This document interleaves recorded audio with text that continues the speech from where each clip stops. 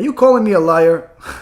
This is one of the things that liars always say. Why? Because you're accusing them of lying, the very same thing that they're actually doing. Now, this is one of the topics that everybody likes to talk about. He's a truth speaker, he's the truth, he's this, but the reality is it's only a matter of time before the rotten lie comes out. Why is lies called rotten? Whereas truth is not called something fresh. Why is lies rotten? Why did David HaMelech tell Hashem that he hates lies and he abhors them? It's disgusting to him. But at the same time, he also says to Hashem, please save me. Save my soul from these liars. Oh, you hate them, then why do I need to save you from them? Even more so, you see that the sages tried to look for different ways to make Judaism easier for us, to make Judaism something that we could all follow, to make Judaism something that we all loved. But yet when it came to the issues of lies, they were much more strict about. When it came to the issues of truth, it's simply the signature of God. All of these things need to be understood. We first need to identify what is a lie before we start realizing that we want the truth. This and much more is going to be discussed tonight. You're going to look at lies in a completely different way after you know a little bit more from the Torah's perspective and how to apply it to your day-to-day life in the world of lies. Kol Tuv, enjoy, share, and make sure to remember, be holy. B'Shem Hashem na'aseh v'natzliach, shiur Torah, bruchim habayim. We are starting a new week, starting a new month. Rosh Chodesh Tov to everybody. Continuing our series of Jewish ideology. We're actually starting a new segment in the book. Tonight's shiur will be for the Refuah Shlema, for Rabbanit Sarah bat Anat, Rav Ephraim ben Shulamit, Rabbanit Levana bat Sarah, Avi Mori David ben Esriya, Imi Morati Doris bat Jora, and also for the Atzlacha Rabba and extraordinary well-being for all of the people that are watching, people that are supporting, people that are part of our organization behind the scenes. Because seriously, the Siyata Dishmaya that Hashem gives us to speak, to tell you guys what Hashem said, to tell you guys what the Torah says, is in your merit, more than anything else. So tonight, we're going to start a new segment in the series, where after talking about extensively, and as you've seen, anyone that's been watching the last 90 or so lectures in this series knows that the Chazon Ish literally goes segment to segment trying to remove different negative traits that we have, first and foremost by identifying them, identifying the negative trait, identifying the flaw that you could literally have in you, we could all have in us, without even really recognizing that it's so bad. I don't think there's a number of times that I can count that would be enough to tell you how many people have told me and have sent me messages of how they didn't know that what they were doing was so bad until they heard the Chazon Ish talk about it, until they heard the sages talk about it, and really clarify just how bad is the situation. A person could simply live their life thinking that what they're doing perhaps is not so bad, and sometimes thinking that, okay, perhaps it's not great, but it's not as bad as what they hear once they really put some more thought into it, like the sages have. So tonight we're getting into a new segment. This is chapter 4, segment number 13, and the Chazon Ish identifies one of my favorite topics, and I think it's a topic that needs to be a favorite among all people, especially if somebody wants to follow Hashem, follow the Torah. This is really irreplaceable, and it's the topic of truth.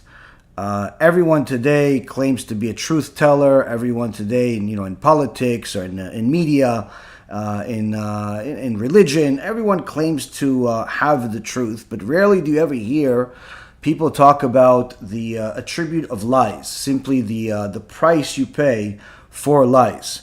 And this is in essence one of the first things that a person has to discuss before even going into the topic of telling the truth. A person has to be aware of what's the price of lies. Like, how, can a person continue to live life and expect a good life while being a liar?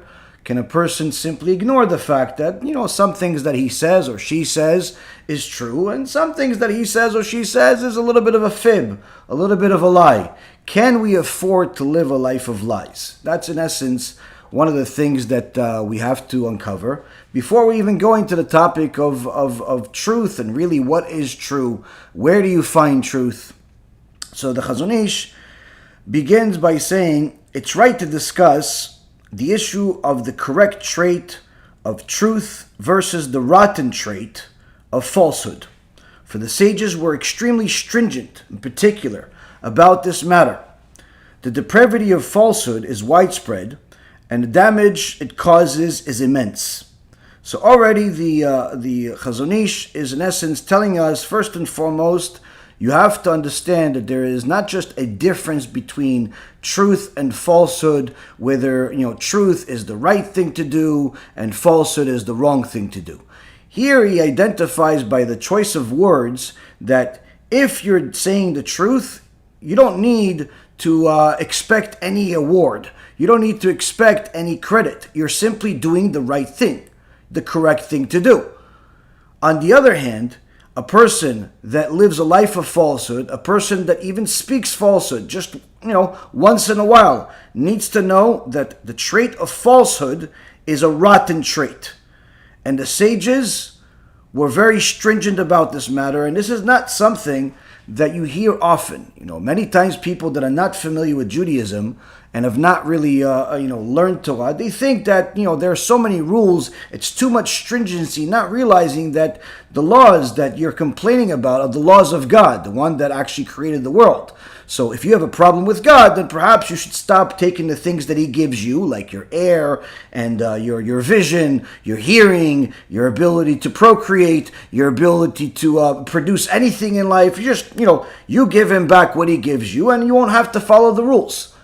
So many times people think, oh no, the rabbis made it up. The rabbis are too stringent. What they don't realize is that we have 613 laws from the Torah, most of which are not applicable today simply because we don't have the Bet HaMikdash. So many of them are only applicable at the time of the Bet HaMikdash. Many of them are not applicable to people because you have to be a Kohen for them to be applicable to you. Many of them are not applicable to people because it's not for all genders. Some rules are just for men. Some rules are just for women. And it's completely unacceptable for people to say that they were born a man, but really inside they're a woman. This is not an acceptable belief or a reality in the world of Judaism and the world of truth. So LGBTQB is not something that any aspect of Judaism would ever expect. Anyone that tells you otherwise is simply, living a false life that's in essence a different religion. Now, this doesn't mean that people don't feel certain ways. Of course, there are things that lead to that, which we'll discuss at another time. But the point being is that a person has to know that there is a difference between truth and falsehood. Truth is the right thing to do. When you're saying the truth, you're simply doing what you're supposed to be doing. If you're saying lies, then you are in essence, practicing something that is considered rotten. Why is it considered rotten? Because when it's true, it is always going to be true. The truth never changes. The truth is the truth whether you believe it or you don't believe it. The fact that there is a God is true. And whether you believe in God or you don't believe in God doesn't change the existence of God. The fact that the Torah is true is going to stay true regardless of whether people follow it or people don't follow it. The truth doesn't change based on what people perceive it as or based on what people think it is, based on whether people like it. The truth is simply immovable. On the other hand, lies are rotten. Why are they rotten? Because lies, over time, they go down and they become more and more rotten. And you start seeing how what was perceived as true and fooled many people, little by little it rots, little by little it deteriorates, little by little people uncover the real falsehood that was portrayed as if it's true. whether it was things about what's happening in the world today with the viruses, with the the so-called cures, the vaccines, the government, the leadership, who's telling the truth, who's a liar, who's a bigger liar, who's the lesser of two evils, all of the things that people like to talk about and make 1.5 million different videos on, and in essence, waste their lives following and saying, these are things that people are, quickly finding that they're false. What they thought was true a year ago, 2 years ago, 5 years ago, they're quickly finding out that it's false. And the only thing that they have in their mind is, how did I not realize this 5 years ago? How did I not realize that this is a lie 2 years ago? Because now that you finally realized that what you believed is false, it's so simple.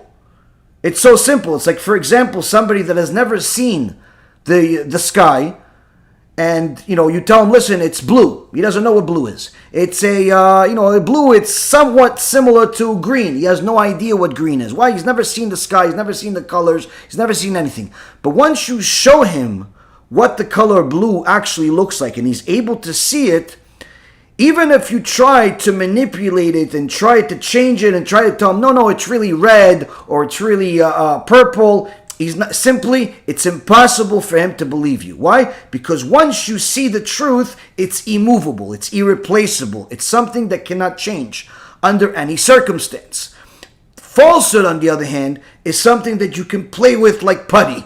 You can play with it, and you can move it, and you can maneuver it, and you can, in essence, alter it based on the audience, based on the times. And unfortunately, this is one of the things that people don't realize about politicians, regardless of who the politician is. Whether he's an American politician, African politician, a Jewish politician. If you're a politician, in essence, what your profession is to manipulate the falsehood in order to make people believe that it's true in such a fashion that it will serve your purposes. And as soon as it no longer serves your purposes, you will maneuver it again in order to say, this is really what you meant, and maneuver it again. And unfortunately, fool more people to follow you. This is why we always tell people, don't waste your time with news, with media, with even the so-called conspiracy channels. All of those things are a complete waste of time, because each and every single one of them has a truth that is based on agendas, that is based on self-interest, that is based on profits. It's not based on actual truth. So this is why you see them over time changing what they used to say is true into a new truth and another truth and another truth. But if it was true, then it can't change. So how could it change? Oh, that means you were lying this whole time, and now you expect me to believe that this time is true. So you see, little by little, the falsehood is simply something they have to live with if they're in that type of world. On the other hand, in the world of Torah, this truth came from God. So he doesn't change. He doesn't have any self-interest. He doesn't have any benefit. The truth is simply for you to either follow or to ignore at your own risk, at your own price. And therefore, if somebody is living a life of falsehood, they will see that falsehood, little by little, will deteriorate. And little by little will become more apparent that there's something wrong. And every time I talk to people that come from different religions initially and want to start following Judaism, I always, whenever I get a chance, I ask them, how did you realize that Christianity or Islam or whatever other religions they have, how did you realize it's false?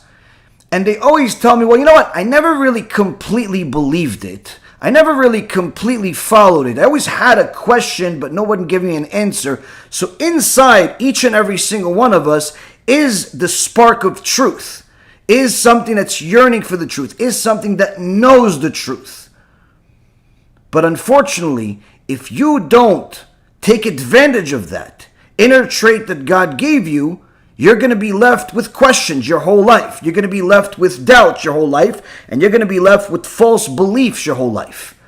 And that's one of the major differences that was astounding to me when we first started learning Torah, when we first started doing everything, is that unlike everything else in the world, whether it be finance or business or different religions, where questions, generally speaking, even if they tell you, listen, you could ask whatever you want, they don't really mean it. They just tell you, listen, ask 1 or 2 questions, give me whatever I want from you, and go away. Don't ask me questions forever. There's a limit. In Judaism, there is no limit. The entire Torah is actually obligating us to ask questions, but also to look for those answers inside the Torah.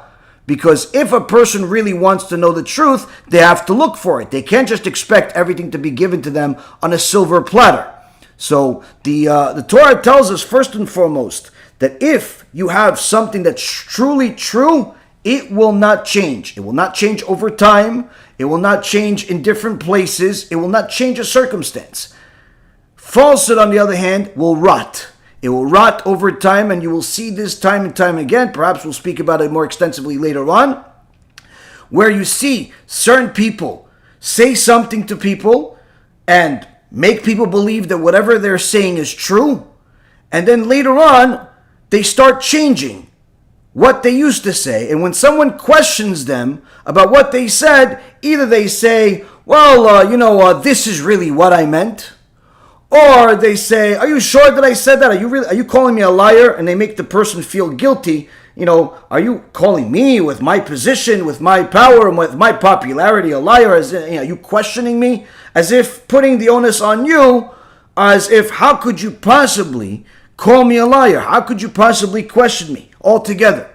So this is obviously something that a person needs to understand, needs to know that these things are going to happen. And then later on, you see of how the actual truth, little by little, comes out, and HaShem brings an extraordinary amount of embarrassment to those people. It's only a matter of time. Truth will eventually come out. It's just a matter of time. It's a lie doesn't have any hope for eternity. A lie eventually comes out. So, with that being said, the Chazon Ish says that the right to discuss, it's right to discuss the issue of the correct trait of truth versus the rotten trait of falsehood, because our sages were extremely stringent about it. What does it mean that they were stringent about it? The sages, unlike what people think, as we started before, where people think that the sages are the ones that made up all of these laws, out of the 613 laws, that's all God. Most of which you can't, as I said, you can't apply to yourself. You're not a woman, you're not a Kohen, we don't have the Bet HaMikdash, the issues of sacrifices are not applicable to you at this point. But even if you include the laws that were brought up by the rabbis, you can actually count them in 2 hands. 7 laws.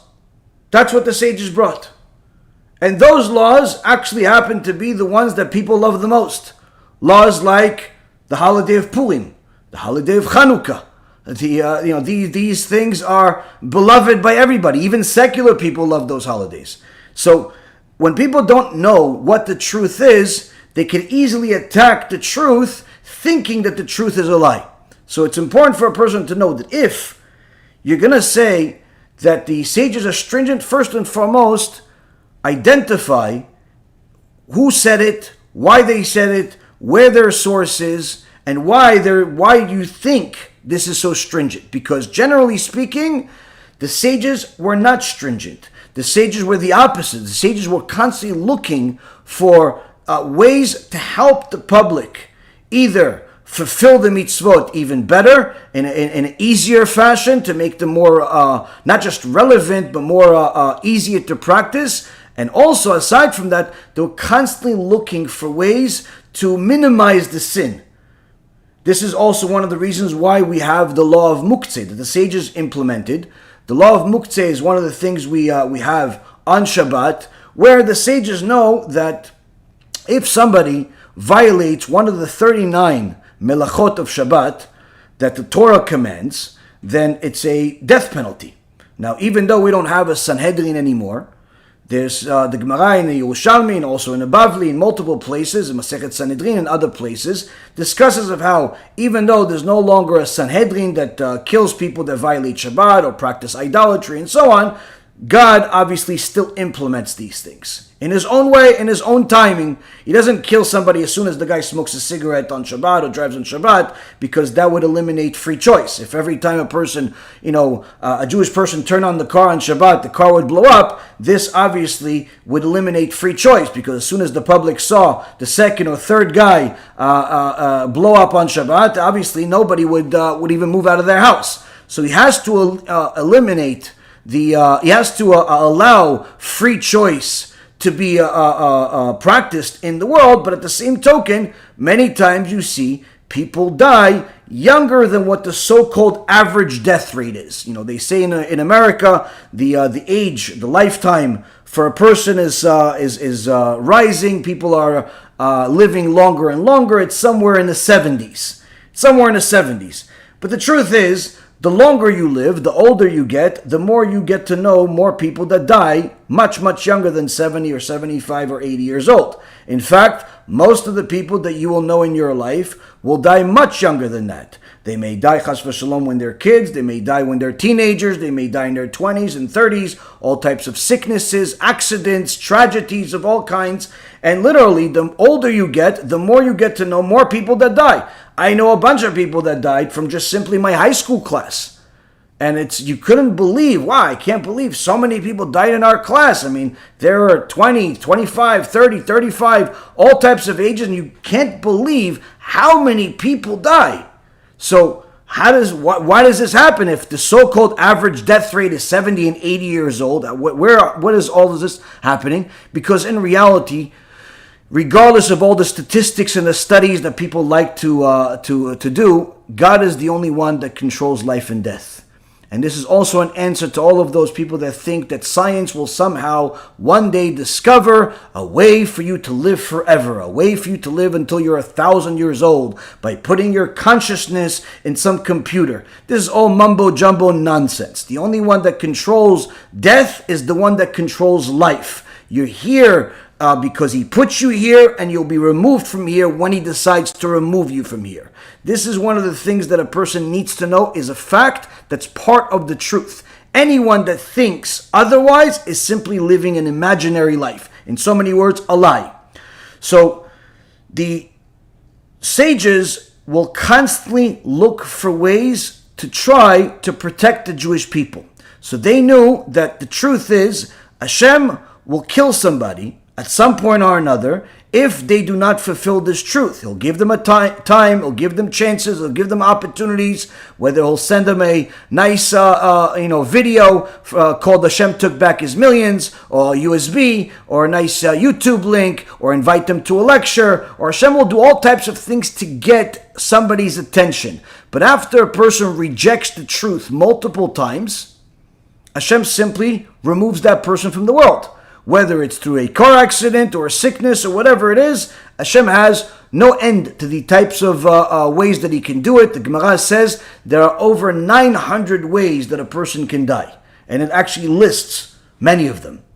All of them, actually. So the key is to know that the sages wanted to protect us. So therefore they knew that if somebody violates Shabbat, they're in essence putting their life on the line. So what did they do? They said, listen, let's try to make everyone one step removed from the sin. So we'll implement something called Muktzeh. What is Muktzeh? We know that one of the 39 melachot is that you're not allowed to write or to erase. So we'll make a law that you're not even allowed to touch a pen or any type of writing instrument. Why? Because if you don't touch it, then obviously you're not going to write. So the pen itself is, it's not a violation to hold a pen technically according to the Torah. But the sages implemented a law that said don't even touch the pen. Why? Lest you actually end up writing 2 letters or more and then you violate one of the 39 restrictions. So to put you one step away from the sin, they added this so-called stringency, but it's not really a stringency. It's a stringency for your own benefit. It's a stringency for your own protection.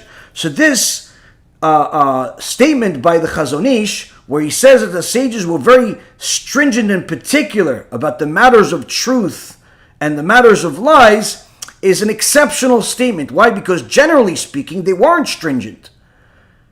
But when it comes to this, they were. Why? Because the Torah itself is stringent about it. In fact, in the book of Genesis, we see that HaKadosh Baruch Hu talks about truth countless times. In fact, in all 5 books of Moses, it talks about it countless times. In the books of the writings, it talks about it countless times. The prophets, talks about it countless times. Some of the examples are that Yaakov Avinu, the Torah says, Ish tam yoshev oalim. What's Ish tam yoshev oalim? Now, the simple translation of Ish tam is like a simple person that is sitting in tents. That's the literal translation. Tam, one of the ways that you can translate it is simple. So this could be a mistranslation. Could be like the Haggadah of Pesach had 4 sons. You had the righteous son, the wicked son, the one that was simple, like a simpleton, and the one that didn't know how to ask. So you think, what? Yaakov Avinu was Ish Tam, was a simpleton? No, chas v'shalom. So how do we know that this Tam is not referring to somebody that's a simpleton just because he's sitting in tents? Because we have to compare it to what the sages say, how they actually clarified and define it. And the way they say that Tam means Shalem. Tam means complete. How do they know that Tam means complete? First, we see in Parashat Noach. Noach ish tzadik tamim betorotav. Noach was considered ish tzadik tamim bedorotav. He was an ish, which refers to a leader, like the Mishnah in Masechet Avot. Anytime you see that the statement of the statement in the Mishnah says ish, like Antigonos, ish Socho. What Antigonos was his name, the man of Socho. What do I need to know? Obviously, I know that Antigonos is a man. No, so Antigonos, the leader of Socho, that place called Socho. So every time it mentions the word ish, it's referring to a leader. So Noach, ish tzadik tamim. So Noach was a ish, he was a leader. He was a reputable person, not just a nobody. Tamim, ish tzadik tamim. He was righteous and tamim. What's tamim? Tamim means complete. Complete with Hashem. Whatever Hashem said, that's what he did. So that's one of the first places that you see in the Torah itself, how it's used. Another way, you see what is the opposite. The opposite of Yaakov is Esau. Esau is described as ish yodea tzayid, ish sadeh. He was also a leader. He was also a leader of the wicked people, was a mafia boss. Ish yodea tzayid, he was a hunter, he knew how to hunt. Ish sadeh, man of the fields. Now, how is Esau that he knows tzayid, that he knows, okay, I know that he's a hunter, everybody's a hunter. Why do I need to know this? Because no, it's not that he just knew how to hunt. He knew how to hunt people. He knew how to manipulate people. He was like a nachash. Nachash is a snake. He had a tattoo of a snake on his thigh, and he was able to lie to people and manipulate the truth in such a fashion that you didn't even realize that he was lying to you. Just like he lied to his father about being righteous. So, Esau being the opposite of Yaakov, Esau being the shakran, the nachash, the lying snake, Yaakov is ish tam. He was the leader that was righteous, that was honest. So there we see one simple example in the Torah where HaKadosh Baruch Hu right off the bat tells you this is the good guy, that's the bad guy. What makes him a good guy? Because he sticks to the truth. What makes the other one a bad guy? He lies. Now, the truth is, the Yalkut Me'am Loeh says that the plan or the possibility was that Yaakov and Esau were both supposed to be the fathers of Israel. Each one was supposed to have 6 sons in order to have the 12 tribes. That was the original plan. That was the possibility. And in fact, the abilities of Esau were superior to Yaakov. His neshama was able to actually generate even more than what Yaakov was able to do. But since Esau chose the path of lies, he lost everything, and everything was given to Yaakov. So, although they both grew up the same, they went to the same school, they even looked similar, with the exception of one having red hair and the other one not having red hair, they looked like two yeshiva bachurim, two righteous people. Everyone thought they were both going to be the biggest rabbis in the world. But once Esau got a little older, got into his later teenage life, he became addicted to lies to the point where his whole life became one big lie. Hence the reason where once he got killed by the son of Dan, who chopped his head off, only his head was buried in the cave of Machpelah, as it rolled in there, and it buried exactly where it rolled to. And the rest of his body was left outside. It wasn't buried in Machpelah. Why? Because his head knew the truth, but his body didn't follow it. So here we see someone had the opportunity to be one of the forefathers of Am Yisrael, one of the forefathers of the chosen people. In fact, the superior forefather out of the two. But yet, he lost everything. Why? Lies. Lies. Another place we see the prophet Michah, chapter 7, verse number 20. It says, Titen emet liYaakov. Give emet, give truth to Yaakov. Now, of course, give truth to Yaakov. But what is this emet? Chachamim say emet is referring to the Torah itself. That's emet. Give emet, give the truth, give the Torah to Yaakov, which is Am Yisrael. That's the job of every Jew. The job of every Jew is to transmit the truth of the Torah to Am Yisrael. Now, David HaMelech, in the writings, in Psalms, chapter 119, verse number 163, takes it a step even further. In his outcry to HaShem, David HaMelech, literally, if you read his words and you understand them, you simply just start crying. You're crying about his righteousness. You're crying about his difficulties. You're crying simply about the fact that such a person lived in the world and we didn't have the merit to see him with our own eyes. David HaMelech says in Tehillim, Sheker saneti v'eta'eva toratecha afti. He says, I have hated falsehood. I've hated sheker and abhorred it, meaning it's disgusting to me. Your Torah I love. So here again he makes the same comparison. There's sheker, which is everything the opposite of the Torah. Everything that's not Torah, that's part of the sheker. That's part of the lies. And he says, HaShem, I hate the lies. I am disgusted by it. Now, of course, if David HaMelech is writing it, and HaShem put it in his Torah, that means that what he said is what he believed, is what was true. Because if, on one hand, a person says something, but in reality, inside themselves, they don't really believe it. You know, he tells some girl he just met last week, oh, I really love you. In reality, he doesn't love her. He just loves himself, and he loves the things that his mind makes him think. He loves the things that he can do by manipulating this person. Oh yeah, I love going to such and such place. You don't really love going to anything. You just love to yourself. You love to bring joy to yourself. People don't understand the meaning of love. David HaMelech says something, and Hashem puts it in his Torah. That means that his words and his heart were the same, because this got to be part of the Torah. It got stamped into eternity. And David HaMelech says, Hashem, I've hated falsehood and abhorred it. I hate lies so much, it simply makes me want to vomit. Anything of lies, I want to vomit. It's disgusting to me.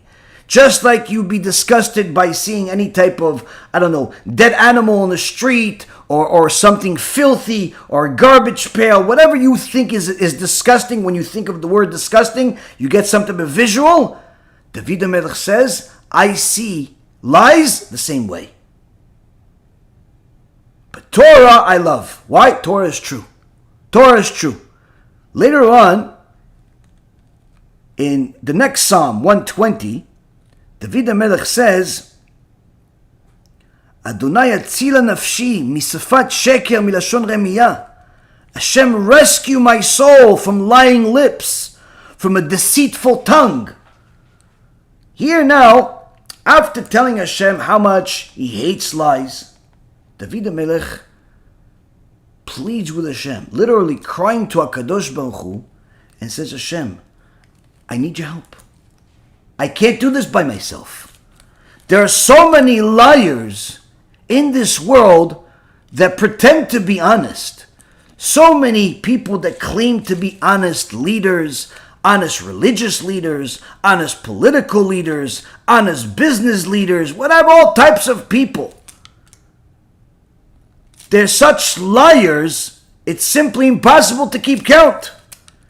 But the worst part is the ones that claim to say the truth in the name of God. A rabbi that says that what he says is true, but in reality he made it up. He says things like, God needs you, and there should be unity among all of the nations, including the Jews. Or that there's no truth out there, a true monopoly among the religions. Everyone has a part of the truth. All types of false statements that appease the crowd. People like to hear it because it makes them feel good with their lies inside. But the reality is that it's as false gets. But it traps many people. David HaMelech says, Hashem, please rescue my soul from these lying lips, from deceitful tongue. If it was simply rescue my bank account, he would say, rescue me from these liars. If it was rescue me from these bad relationships, okay, rescue me from this bad marriage. He's not asking for that. He's asking Hashem to rescue him from these lying people that could jeopardize the status of his soul, the status of his eternity. Meaning, rescue me from false religious leaders that claim to have the truth in the name of some religion, whether it be this or that. If they do not have the truth, they're simply liars. And they're putting the public at risk. So here we see that David HaMelech cried about it. The prophet Michah explained it. And HaKadosh Baruch Hu himself showed us where the truth lies. Now, I'm sure you've heard that the statement in the Torah, it says, Hashem emet v'torato emet. Hashem is true and his Torah is true. And the sages expound on that and say, what does it mean Hashem is true and his Torah is true? That his signature is truth. Anything that is true, that's from Hashem. If it's not from Hashem, it's false. It's man-made, false beliefs, fantasies, all types of provocative things to manipulate crowds. If it's true, it's from Hashem. If it's not true, it's not from Hashem. People are making it up. Because the stamp of Hashem is true. Now, this is something you have to keep in mind as we go on now. The fact that Hashem's stamp is true, what does that actually mean in my personal day-to-day life? So the Chazon Ish now says the depravity of falsehood is widespread and the damage it causes is immense. What does it mean, the damage that it causes is immense? Is he talking about the person that portrays that they're really a good investor and they can invest your money and really it's a Ponzi scheme like the Ponzi schemes that are out there, whether it's Madoff that already died or Stanford from 15 years ago, or the current Ponzi schemes that are starting to come out in bitcoins and all types of false types of investment strategies that were never true to begin with. Or the ones that will be coming out. As the financial crisis grows up, you start seeing all of the liars come out along with it. Because one of the things that liars in the financial world depend on is a growing economy where people are not paying attention. And people start becoming afraid of missing out of opportunities, so they don't do the same things that they would typically do to be careful. Because they're afraid of missing the profits. So usually when everything starts going down, that's when all the scandals come out too. Now, is that what the Chazon Ish is talking about? No. How do we know? He says the following. He defines what a lie is. Any deviation from the truth in our speech is a lie. It's to be condemned not only because of the deceit that is being used in order to achieve some expected gain at the expense of one's fellow man. Rather, any change that does not aim to cause harm or have any type of profit, even when telling an insignificant story, is also called lying and is included in the sin of falsehood. See here, the Chazon Ish elaborates and lets us know, yes, of course, lying about business, lying to cheat people out of money, cheat people out of their houses, cheat people in some type of business deal, that's of course a lying, but you don't need me for that. Why? You already know if the guy did what he said he's going to do when you signed a deal with him, then he's honest. If he didn't, he's a liar. That's it. The lawyer said that he's going to represent you and he believes that you're going to win. The second you give him the money, all of a sudden he starts saying, listen, don't have so many expectations because your case doesn't look good. Listen, I think that if you get out of this 25% less than what they're suing you for, you actually did good. Wait, but you didn't tell me that before I gave you the money. Before I gave you the money, you said my case looks great. Before I gave you the money, you said this is like a no-brainer. We could definitely win this. We're going to give it to them. The second I gave you the money, all of a sudden you tell me, don't have high hopes?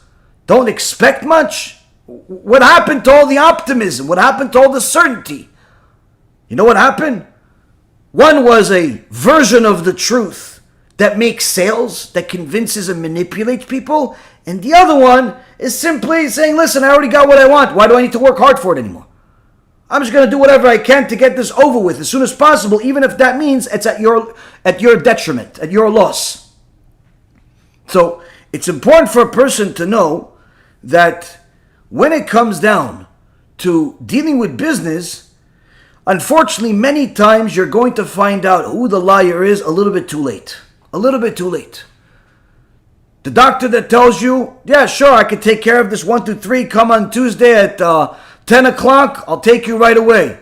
You get there, 10 o'clock, sure, just sit down, sir, and he'll be right with you. 11:30, an hour and a half has passed. Is the doctor here? Yeah, he's just busy with patients. Yeah, but he said 10 o'clock. He said 10 o'clock. Yeah, he's busy. Okay, so why didn't he say 11:30? Oh, we never really know these things. Oh, so this is like a one-time thing? So next time I have an appointment and he says 10, like he'll actually see me at 10? We try our best, sir. And the next time it's 10, but you only see the doctor at 11, or at 11:15, or at 10:45, or sometimes it could even be 1:30. Why? Because there is no element of truth in their appointments. It's simply just, which part of the Windows program will allow me to insert this guy's name in there so the doctor can make more money, disregarding his schedule, disregarding any respect to people's time. Just where could I put it somewhere and make money out of it? There's no element of truth whatsoever. How many times have you spoken or unfortunately been part of the case yourself where you speak to a contractor? You want to remodel your home, want to do something for your business, whatever it is. The contractor comes and he's very, very nice. And he says, yes, listen, we have a long history. We're doing great. We have a lot of employees. We could do this job for you. You need us to do it for you. How long is it going to take you to finish this job? Oh, you know what, sir? I could probably finish this no more than 5 weeks, maybe even 4. Oh, really? 4 or 5 weeks? Okay, listen, you're a little more expensive than the other guys, but I'll take you. 4 or 5 weeks, that sounds great. The other guy told me 3 months. Ooh, 3 months. You can't go with people like that. Can't go. Oh, he's even giving you a boost. Wow, this guy is even ripping the other guy for saying 3 months. How dare he say 3 months for something that only takes 5 weeks? Well, 5 months later, you're calling the guy, listen, you still didn't finish. Yeah, I'm sorry, sir. I got busy. And the government just sent me a paper. And my wife, she this. And what do I care? I paid you based on a promise, Ribono shel olam. Does your word mean anything that doesn't have any value whatsoever? The answer is, if a person does not have Torah, the value of their words is absolutely zero. 0, 0. Don't mistake this for 3s. 0. No Torah, no sense of truth whatsoever. This is across all of mankind. Whether there be natural-born Jews, or there be Arabs, or there be Christians, or there be whatever they are. If they do not have Torah, they have no concept of what truth is. And the reason why is simply because the truth only exists in the Torah. The truth is the only thing that obligates you. The Torah is the only thing that obligates you to say the truth. Now you may think that you're saying the truth until we delve into it a little bit. And you start noticing that, you know what? Maybe I'm not as honest as I thought. I'm honest about business. I'm not lying like this guy's saying. But the last time my wife called me and she said, honey, are you coming home? I need you to help me with the kids. Yeah, honey, listen, we're really busy at work. I don't know what I'm going to do. I'll try to be there in the next 2 hours. 2 hours? Wow, you're so late. Yeah, it's really busy. Okay, honey, I love you. Hangs up the phone. He's back to playing his little PlayStation at work. Wait, I thought you were busy at work. Yeah, busy playing. He just doesn't want to watch the kids, doesn't want to help his wife. He doesn't want to do anything. He wants to play video games. He wants to play. What, that's lying too? Yeah, that's a lying. Of course that's lying. That's filthy, that's rotten, that's disgusting. And the lies continue to grow. Person gets stopped by a cop. Gets pulled over. Sir, do you know why I stopped you? No, I don't know, sir. I'm in a hurry. Listen, my wife, she's giving birth, and my mother just died. And you know, the kid, he just fell yesterday. We just got out of the hospital, and his leg broke in 14 places. I don't even know if he's ever going to walk again. And, you know, this is after such a tough week. My dog just died. The cop listens. Whoa, buddy, listen, forget about it. Just go. You know what? I'll help you out. Go. And he's happy with his lies. His mother's healthy, his kids are okay, his wife is not she hasn't even been pregnant in 20 years. And he thinks that lying is good. Why? Got away with it. I didn't have to pay a $500 ticket. He doesn't realize he just sold his soul to the Satan himself. He just sold his soul to the Satan himself. The Satan owns you right now. Why? All of those sins are things you can take advantage of. Either in this world or the next. And one way you could tell you, listen, when you lied to the cop, it worked. You could also lie to your wife. You could lie to your customers. You could lie to your boss. You could just simply lie all the time. Well, it worked. Look, you just got out of the ticket. So you can start giving the person the understanding that lies are good when it's for my benefit. Completely disregarding that the lies may be to your benefit, but are hurting other people. Satan owns them. Even more so, each one of those lies created all types of demons. Those demons are now able and permitted to influence the person to do more bad things, more lies, more deceiving, more immorality, more everything that's bad. You created it. You can't complain about it. And the Satan now owns this guy. Owns him. And he doesn't even realize it. He now has a new owner. And he doesn't realize it. Why? He got away with a ticket. He doesn't realize that he was better off getting $5,000 worth of tickets instead of saying those 5 lies. Now, the Chazon Ish says that people, when they think of lies, they think, lies is to deceive people in order to take advantage of them so I can get some money from them. And if I don't lie like that, if I don't lie to take stuff from people, then I'm an honest person. Wrong. He says it's not just those type of lies that are at the expense of other people, at the expense of cheating other people. Rather, any change in your speech, even if it doesn't have an aim for a profit, an aim to cause harm to somebody, even if it's just saying to somebody an insignificant story, that's not true. That's also in the same room of lies that the Satan owns. What are some of these examples?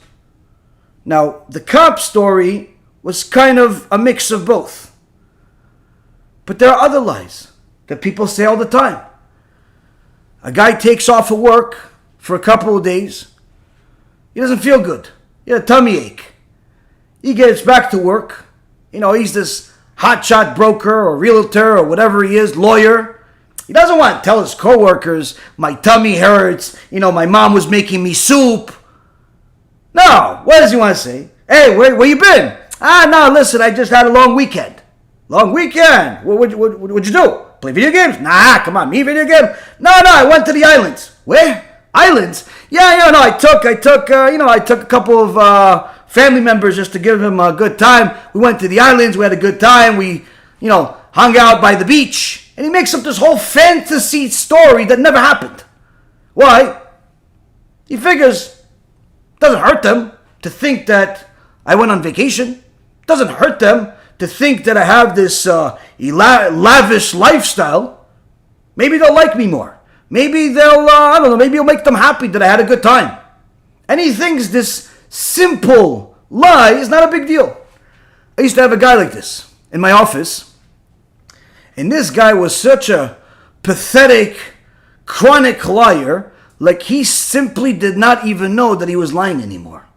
You hear this guy on the phone, and in the beginning, we thought he was joking. He was talking to one of his friends. But then we started seeing this as a regular thing. And he's talking to people that he's trying to pitch them to get customers. And, once in a while, you're not on the phone and the other guy's on the phone. So you overhear other people talk. Usually you're busy. When you're in a sales business, if you're not selling, you're not making. So you have to keep yourself busy. But once in a while, you hear other people talk. And we hear this guy. And he's talking. He's like, no, this weekend, I think I'm going to be on my yacht. This weekend. I have a little chopper. I take it. I have a good time. I take it on the yacht. And, sometimes we go elsewhere. Can't take my yacht there. It's too far. The gas, it's too high. And he tells the guy on the phone this story about him going on his yacht and the chopper. And the guy barely is able to afford taking a cab to work. Taxi, sometimes you have to borrow $20 from one of the guys. Rent, he was still living with some family member because he couldn't afford to. But he's talking to the guy like he has a yacht and he has a this and he has a that. Now, if this wasn't bad enough that he was a liar, the worst part is when one of the guys in the office will call him out on it and say, hey, listen, can I go on that yacht with you? He's like, what are you talking about? Huh? No, I just heard you going on your yacht. I never said that. And he would lie about lying as if everybody else in the office is stupid, dumb, and deaf. And he would get insulted. Oh, you call me a liar? You call me a liar? Psst, I don't lie. What are you talking about? You're a liar. You probably lied to your customers. And he starts accusing other people of the same stuff he's doing. That's what liars do. The second you call them out, they immediately attack anything that they possibly can, and usually it's the things they're guilty of. Why? Because you've uncovered the rottenness that they call life. So, while they think that simple statement to this or to that is inconsequential, it's not a big deal, the reality is that it is no less of a big deal than a lie that's going to take advantage of other people's property. Now, the Gemara, which the Chazon Ish brings in Masechet Bava Metzia, in page 23b, says, in three things, the sages allowed for a person to change his words, meaning to change the truth. Three conditions. About the Masechets, about marital relations, and about hosting, hospitality. Why? What's so special about these three conditions? So Rashi elaborates on it, and he says, if somebody comes and asks you, have you completed this tractate in the Gemara, or have you completed the Shas, or how many times have you completed the Shas, how many times you completed this tractate? From humility, you're allowed to say, no, I'm a long way to go, even though you have completed, even though you do know. Now, I know in the world of finance, in the world of business, this is the opposite of what people do. Usually people lie about what they did, and rather than lying about what they didn't do. Meaning that they tell you that they have all types of degrees and all types of abilities, when in reality they're barely able to add 1 + 1 without a calculator. But in the world of Torah, humility is a good thing. In fact, you want a direct source of blessing from a Kadosh Baruch Hu to you. The more humility, the more blessing you're going to get. Somebody asks you, have you completed the Shas? And you have. You could say, no, I still have a long way to go. Did you finish this Masechet? Which Masechet is it? Oh, it's Sanhedrin. Well, what is it about again? You could play, a little. You don't have to say that you know what's going on. Why? Humility. Unless there's a benefit to it. Meaning, if he says, listen, whatever Masechet you finished, I'll do it too. Meaning there's going to be a benefit to tell him the truth. There's no reason to. There's no reason to tell him. Why? Because maybe if you tell him that you completed the Shas already 2, 3, 4, 5 times, and the amount of time that it takes him to finish one Masechet, he's going to be discouraged. He's simply not going to want to do it. Or better yet, if he thinks that you tell him how much Torah you learned, he's going to start giving you so much honor that it's really unnecessary. So, it's certainly praiseworthy to not tell people how much Torah you actually know. Now, I know in the world today, it's really the opposite. People pretend like they know a lot more than what they actually do know. But again, this is what one of the conditions is, the Gemara says. The second condition is about marital relations. What about marital relations? Tzniut, modesty, is one of the foundations of Judaism. In fact, to attain holiness is only possible if somebody is modest. And holiness, that is the foundation of Judaism. As the Torah says in Parashat Kedoshim, Kedoshim tiyu ki kadosh ani, you be holy because I am holy.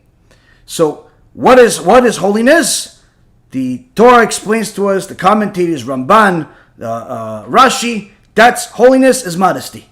Modesty when it comes to marital relations. So now, when somebody says, listen, you want to come to a shiur, or you want to come to a party, or you want to come, whatever, do something, and you can't. Why? It's mikveh night. Now, if you tell the guy, listen, I can't because my wife is there, that's not appropriate. It's not modest. Tell him, no, I can't come. Oh, why didn't you come? Oh, no, I couldn't. Why? I didn't feel good. But it's a lie. Yes, but it's a lie in order to protect the truth. That is inappropriate for you to share that with somebody else because it's not modest.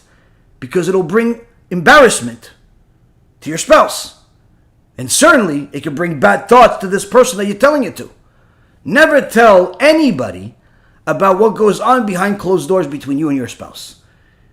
Unlike what the world has made everybody's business, and it's literally the most vile, disgusting thing in the world, in the Torah world, it's the exact opposite. Meaning, the Torah says, this is the world of lies. And people always ask me, what does it mean, world of lies? In the world of the Torah, the privacy of your relationship is up here and important. It's very, very important for your relationship to be private from everybody.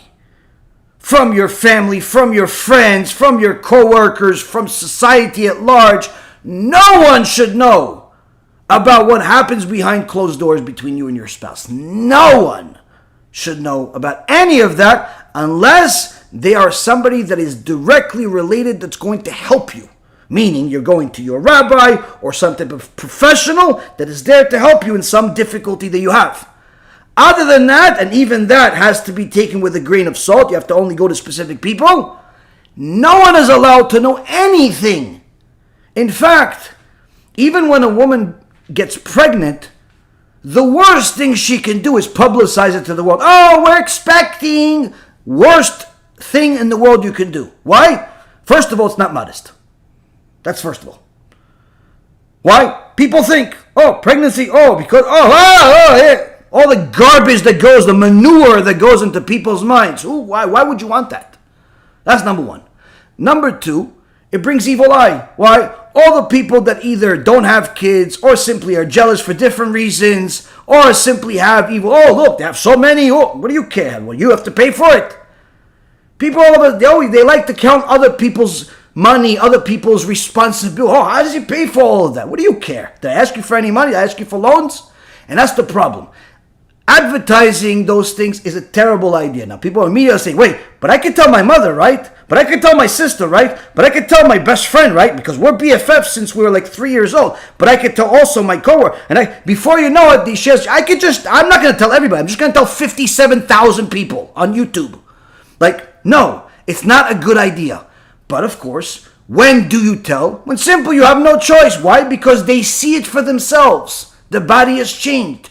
You don't need to advertise to the world. Now, if you want to tell anyway, by all means, do what you want to do. There's no prohibition from saying it. It's just not a good idea. Why? There's no benefit. Oh, it'll make them happy. How do you know? Well, they love me. How do you know? Even if they love you, how do you know it's going to make them happy? How do you know they're not going to give you evil eye? No, but they love me. Well, you do realize that even people that love you can give you evil eye. Ayin hara comes even from good people. And in fact, sometimes ayin hara, that's the most lethal, comes from people that love you the most, even without intending it. In fact, evil eye could even come from you and yourself. Woe to you if you don't know all of the details of evil eye. You are one of these people that discloses the truth about your life to the world. Worst things in the world happens to people simply because they don't know how to keep their mouth shut. So, first and foremost, when it comes to the issues of morality, the issues of intimacy between people, the Torah world, privacy is key. Key. That's the foundation. If you don't have privacy, you don't have a successful marriage. Your marriage is on one of those hourglasses. It's about to be ended by something or someone. Do not tell people how great your husband is. Why? Why? Tell them, I love my husband, great husband. The end. Talk about something else. Talk about the Torah. Talk about some story. Why? Don't tell all your friends of how wonderful your husband is. Oh, he bought me flowers. Oh, he took me to a nice show in his, some ducks were flying in the air with colorful colors. I don't know, whatever he did for you that you love so much, don't tell your friends about it. Why? Oh, he bought me jewelry. Don't tell them. Why? Because they're going to become jealous and start thinking, well, my husband doesn't do it for me. Well, my husband doesn't buy it for me. And you know what? I deserve what she's getting. So maybe, and all of a sudden you start seeing that she's nicer to your husband. And what do you think? These things don't happen? Look at the statistics. You could find it online. The primary candidates of adultery are friends. Friends. It's usually not strangers. Why? She told everybody how wonderful her husband is. He told everybody how wonderful his wife is. Oh, she's so wonderful? Okay, maybe I'll make her my wife. People are evil and selfish if they don't have Torah. So, the issues of Kedusha, holiness, between man and his wife, have to be private. In the world we live in today, it's the exact opposite. People want the whole world to know that they're insane, that they think that they are something else. He was born a man, but he wants to tell everybody in the world needs to know that he thinks he's a woman. This is obviously a person that has serious problems. But he could have kept it to himself. He could think it. He's allowed to think whatever he wants. But why do you have to make it everybody else's business? Why isn't there a parade for straight people, but there is a parade for LGBTQB every other day? Why isn't there a celebration for the normalcy of society, but there is one for the abnormalcy? Because the world is a world of lies when it's absent of Torah, and therefore people want other people to buy into their lies. He wants you to know that his deformed mind believes deformed things, and you need to know about it. Why you need to know about it? I have no idea. Why do they need everybody else to know what they choose to do behind closed doors? I have no idea. Other than the fact that lies are simply looking to infect others. And this is one of the things that actually happens with people like that, where they believe that their evil is more justified if other people do it, if other people agree with it. They need credibility. They need agreement. And therefore, they need to publicize the falsehood as much as possible in order to turn the falsehood into truth. But as I said earlier, that's not possible. The falsehood can be believed as true, but eventually it comes out and you see that it's always been false. It's always been a lie. A lie never changes and turns into the truth. And the truth can never change into a lie if it's really true. So, the sages explain to us that HaKadosh Baruch Hu's stamp is truth. He created this world with truth. So now, one of the things that he puts in his Torah is that husbands and wives have to keep their privacy. People that are the opposite of that want to publicize all of the private things about their lives, those are people that are simply trying to attract other people in order to infect them with their lies. Because the more people believe their lies, the more they feel good about themselves, that as if they're not living a lie. Like somebody came out with some type of documentary or movie, and he said, "What is a woman?" And you couldn't believe it. I didn't watch the movie, I just watched a few segments of it. And this guy asks different so-called health professionals, psychiatrists, doctors, all types of people, and he asks them, you deal with all types of LGBTQB types of people. That's a given. They may even be one of them. You say that a he can be a she. You're saying that if he feels like a she, then he's a she. So tell me, what is a woman? And they don't know how to define it. They don't have a definition for a woman. Now, if you ask a 5-year-old, what is a woman? They will be able to tell you what a woman is. If you ask literally a person that just learned how to speak, they'll tell you what a woman is. If you ask somebody in a third world country that has not been exposed to the falsehood of Western society, what is a woman? They'll be able to answer you without a problem, without a hesitation, and in fact, they'll be confused at why you're asking them this stupid question that everybody knows. And when you tell them the reason is because we have a whole generation of liars that have lied to themselves so much that they started believing that the lie is true. And when that wasn't enough, they decided to force the public to believe their lies and infect them with lies. And therefore, they don't even know the basic definition of anything that's true. Like, what is a woman? Now, this whole topic is not something that should have ever been discussed in the first place. Why? Because even if someone has a perverted mind that has a lot of evil things in his mind, inappropriate things in his mind, inappropriate things in her mind, it can stay there. It doesn't need to become everybody else's business. But that's the problem with lies. You know, they say misery loves company. It's really lies love company. Lies are worse than any virus you can possibly imagine. Why? Because they need more victims in order to continue standing. So, when it comes to the issues of marital relations, of issues of modesty, this is a place where a person can change the truth. The third condition, the Gemara says, is hospitality. This is a very simple one to understand. If, let's say, for example, somebody hosts you and he's a wealthy person, and they're a very generous host, don't go out and tell people, oh, you know who hosted me? I went to his house. You should see this house. He's got chandeliers. He's got this sick house. Amazing this. And there was 5 courses of food. And don't do that. Why? Because if you do that, it'll be publicized. And then the whole world's going to want to come to this guy's house. How do you know that he wants that? Maybe he just likes you and he wanted to invite you, but generally speaking, he doesn't want to have guests, at least not as often. Or he's just simply more selective with guests and he doesn't feel comfortable telling people no. So don't be generous with other people's property. This is a very common bad trait in the world today where people are simply generous with other people's stuff. Oh yeah, what do you want? That software? Yeah, we have it at the company. Sure, yeah. I'll get you one.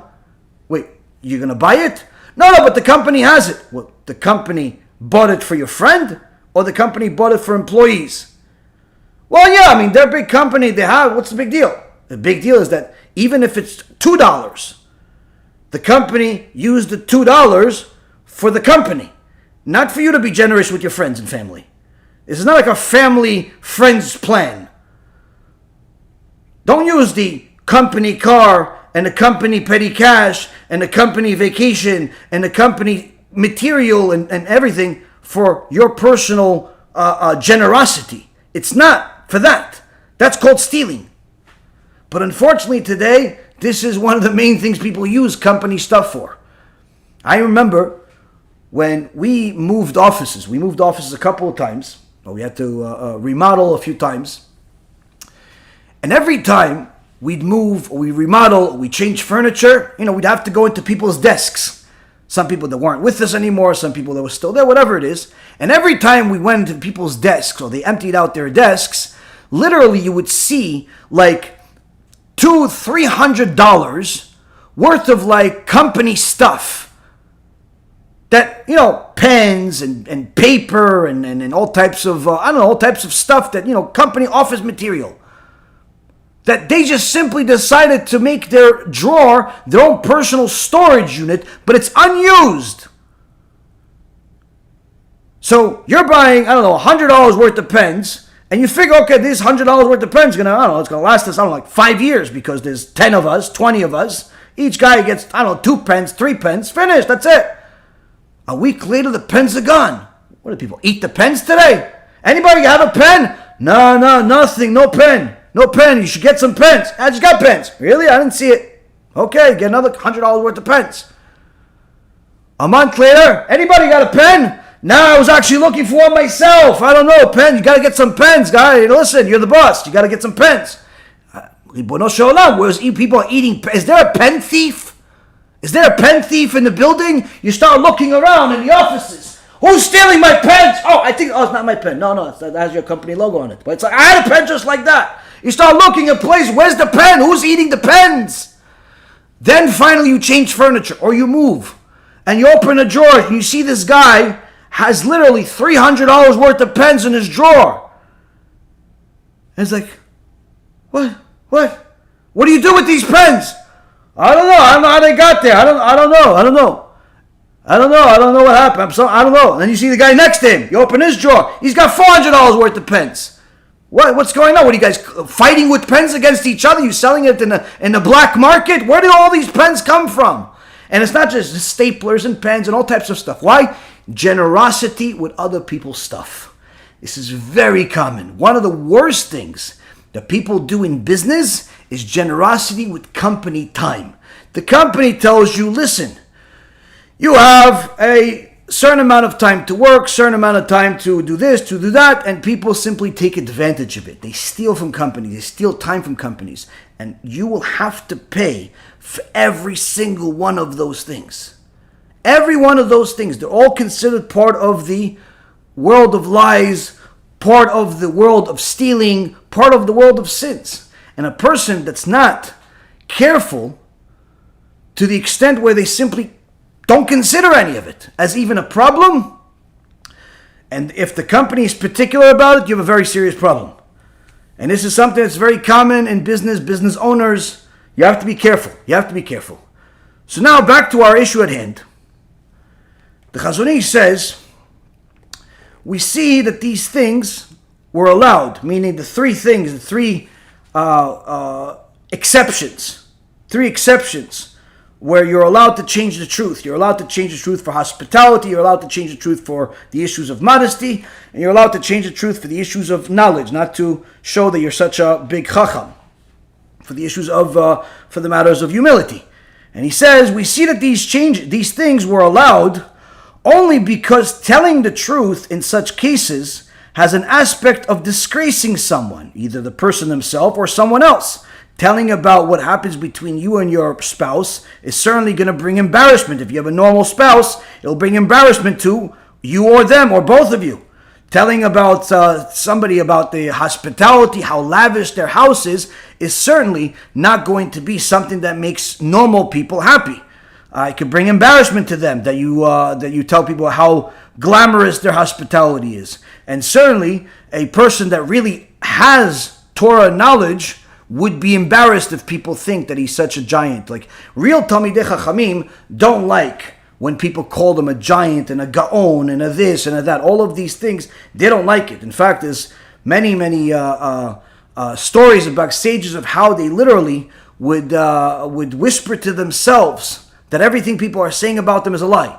There was one time a big event they had in a stadium in Israel with Rabbi Ovadia as one of the the main speaker, and this was a huge event. Literally tens of thousands of people showed up, and Rabbi Ovadia was there, and he didn't realize that they already turned on his mic.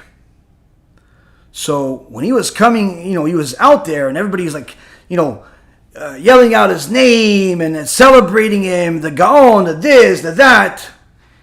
He was heard on the microphone saying, "It's not true. You're not anything. You're just an Eved Hashem. You're just nothing. You're a zero. You're a this. Like, don't believe any of this stuff. Don't take this stuff seriously. They don't know. They're just saying it to make you feel better." All types of things. Like, he's literally, saying to himself what he believes, that it's not true, all of these compliments. But he didn't realize that the whole place heard this. And that's when people understood what humility is. When somebody actually has all the reasons in the world to be arrogant. So, when it comes to these things, the Torah made an exception because these specific 3 conditions can bring disgrace, embarrassment to someone. And therefore one should choose to alter one's speech. But in other matters, like them, even if they are insignificant, and lying about them does not cause any deception to one's fellow man, it's still considered a lie, and therefore it's forbidden. So here, the Chazon Ish is in essence telling us that even if what you're saying is not going to hurt the other person, lying to him about some amount of money that you say you have when you really don't, lying to him about some car that you say you own when you really are borrowing it, or some house you live in when you really don't, these so-called lies, or some people will like to call them white lies, they're not really white. They're all sins. They're all forbidden. The exceptions we discussed already. Now, when a person dedicates their life to only saying the truth, there's an extraordinary benefit to doing it. It's not easy, at first at least, if a person doesn't have that natural inclination to say the truth, but it's rewarding beyond your imagination, because it simply puts the person in line with their Creator. Now, when a person doesn't think this through, they could live a life full of lies, only seeing the consequences of those lies after it's too late. One of the common examples is when mothers or fathers have kids and they don't realize that they're training their kids to lie. There was a funny story, but there's Mussar from it to be learned, where there was a mother went on a bus with her 15-year-old son. But everybody knows, young kids, when they're 5 years old or under at times, you don't have to pay. So she told her son, tell him you're 5 years old, so you get for free. So now they go on the bus, she pays for herself, and they start walking. The bus driver says, oh, you forgot to pay for him. No, he's young. The bus driver is young. He's taller than her. What are you talking about? You're 5 years old? Yeah, I'm 5 years old. 5 years? You could drive the bus. No. When are you gonna be more than 5 years old? Oh, when I get off the bus. So the mother that's stingy doesn't realize that she's also teaching her son to lie. Doesn't realize she's teaching her son to lie. Why? To save a few dollars. To save a few dollars. The same thing goes when somebody comes to, if you live in Jewish neighborhoods, this is very common, where people come to the houses and they knock on the door and asking for tzedakah, asking for charity for different causes. Sometimes people get annoyed by this. Oh, this, that. So as soon as somebody knocks on the door and you're not expecting anyone, she told her son, tell him we already gave. If a son is a normal brain, he's thinking to himself, how does she know we already gave? I don't even know who's outside. How does she know we gave to this cause? We didn't give to another cause. So what does the son learn from this? It's okay to lie. It's okay to simply not tell the truth. He's not learning that we don't just give to anybody. He's not learning anything valuable. He's only learning you're allowed to lie. This was very common back in the day when, house phones were more common and people would call and one of the parents didn't want to answer it. So you tell the kids, listen, whoever, pick up for me, tell him I'm not home. And your little kid picks up, yes? All right, is your dad home? No, he's not home. Oh, he's not home? No. Do you know when he's going to be home? Let me check. Abba, when are you going to be home? Now, of course, this is funny, but it's true. This happens. People simply don't realize that the kid, when it's born, he doesn't have any lies in him. He just has whatever he thinks is the truth. But if you teach the kid to lie, he will lie. Now, of course, sometimes kids learn how to lie because they see that it works for them. They see that if they say the truth, they get in trouble. If they lie, they don't get in trouble. And one of the extraordinary stories in the Sefer Orchos Yosher by Rav Kanievsky, Alav Shalom, he writes that he once knew of a Sephardi Chacham that if you would give him all the money in the world, he wouldn't say a lie. And it was so obvious about him, he was such a truth speaker, that everyone knew this is a man of truth. And Rav Kanievsky once asked him, what gave you this, that you always say the truth? He says, my father. I said, how? He said, when I was a kid, playing with my brothers and sisters, once in a while, we were little kids, we'd get in trouble, we'd break something. As soon as my father found out, he'd bring us all in front of him, and he'd say to us, whoever tells me the truth about what happened will be forgiven. Just be careful not to do it again. But whoever doesn't tell me the truth, and after I check, I find out that they lied to me, will be punished double. So that, immediately we realized that it's better off for us to tell the truth. And once in a while, one of us made the mistake of saying the lie. Why they got punished? And then from then on, we knew only tell the truth. Why? It doesn't pay to say the falsehood. And this became part of our life. Further, the Rav Kanievsky says in his book Orchos Yosher, he talks about different midot.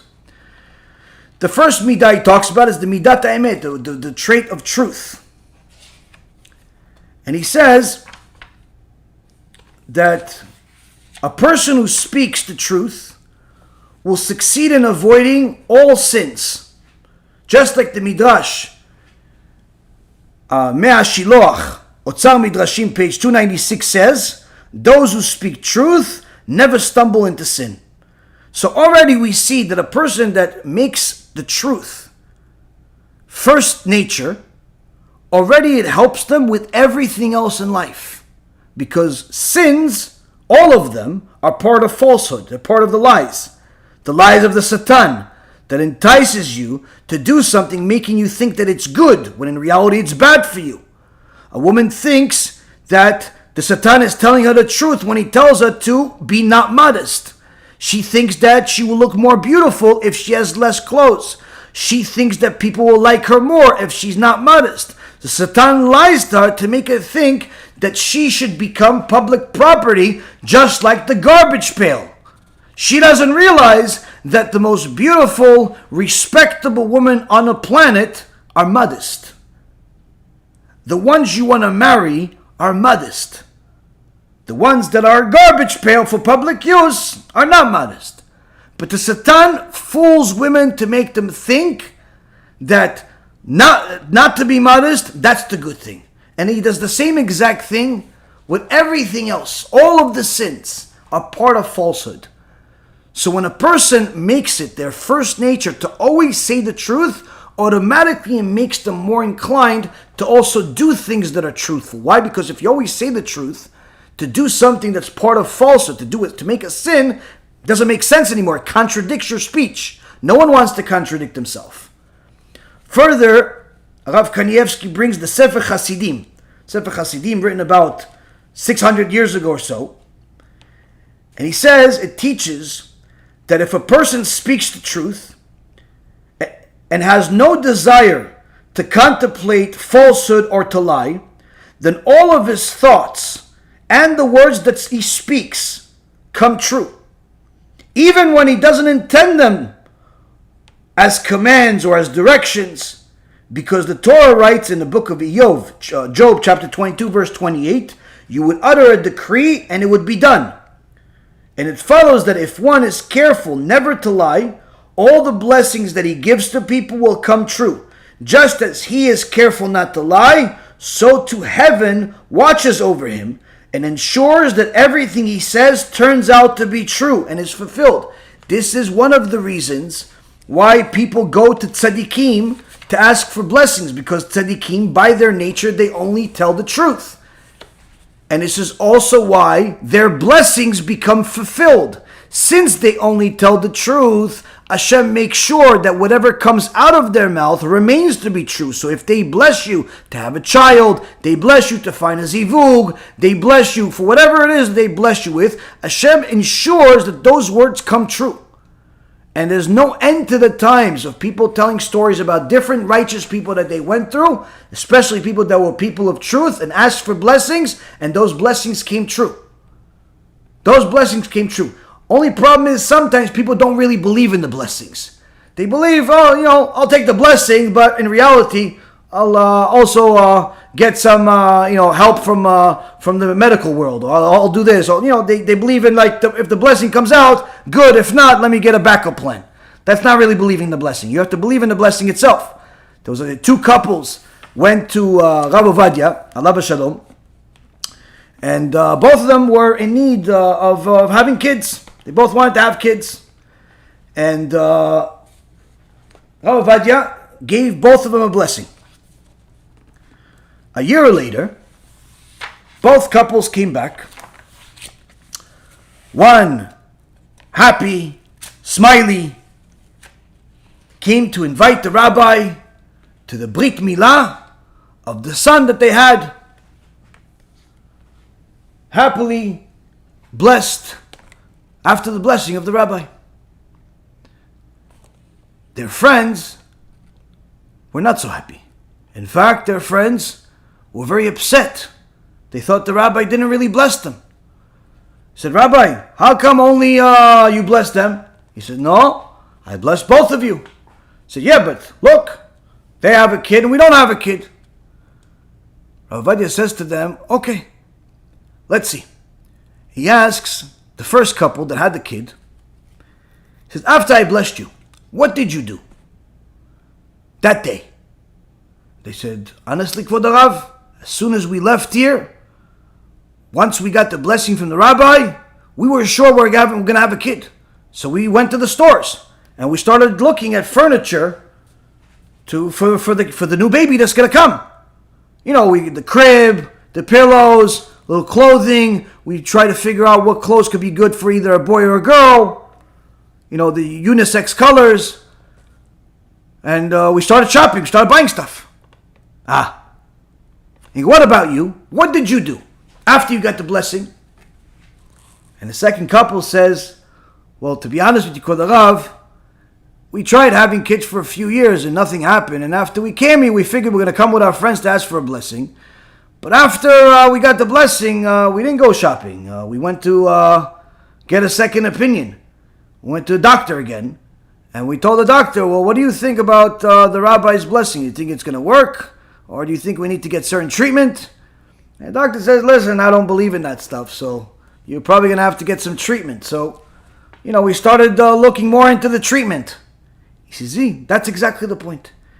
I gave the blessing, the Torah that I have, the truth that I say, certainly that has certain value. But that doesn't get turned on if the person that's receiving the blessing doesn't believe it. Doesn't believe that this is the truth. Doesn't believe that this will come true. They killed the blessing. So your friend believed so much, they went to buy the furniture. You didn't believe at all. So Hashem says, if you don't believe, why should I make it true? Why should I make it true?